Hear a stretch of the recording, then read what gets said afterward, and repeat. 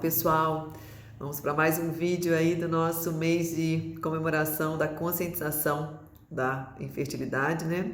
E a gente vai falar um pouquinho hoje sobre infertilidade masculina. Quando a gente pensa na infertilidade masculina, muitas vezes as pessoas não têm a noção da importância da gente investigar também o homem além da mulher. Isso começou a mudar de uns 2 anos para cá. Eu já falo sobre isso há 12 anos, mas eu vejo que de 2015 em diante as pessoas começaram a entender que existia como a gente modificar a saúde desse espermatozoide. De 2 anos para cá, a gente começa a receber no consultório os casais já um pouco mais conscientes, ou pelo menos a mulher um pouco mais consciente da importância de também tratar o marido. Só que muitas vezes os profissionais ficam perdidos em como eu faço essa avaliação.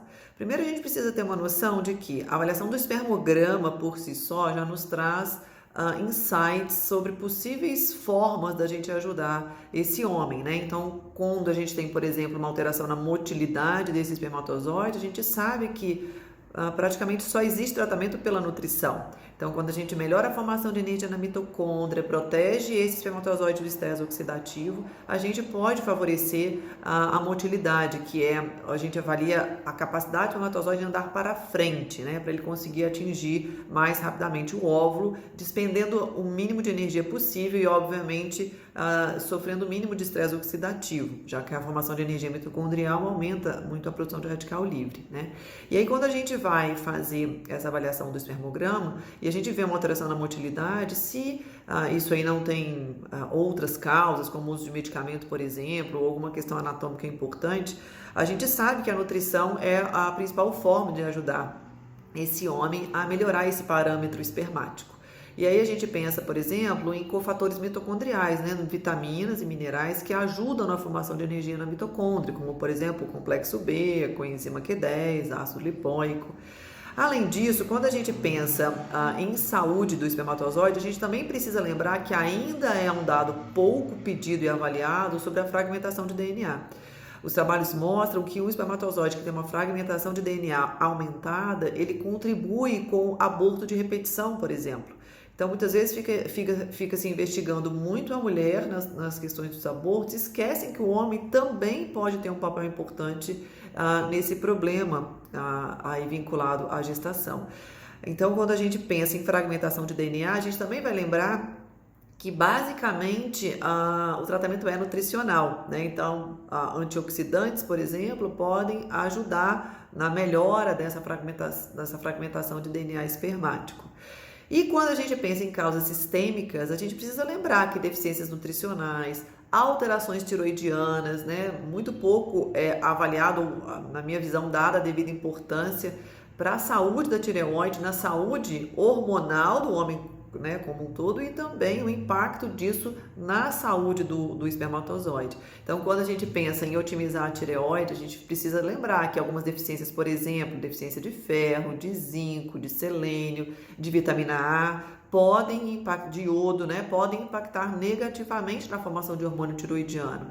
Também a gente sabe que a nutrição, ela impacta positivamente na produção de hormônios sexuais. Algumas deficiências nutricionais, por exemplo, como a deficiência de zinco, pode impactar no equilíbrio da produção do hormônio testosterona, que é fundamental para a produção de espermatozoide.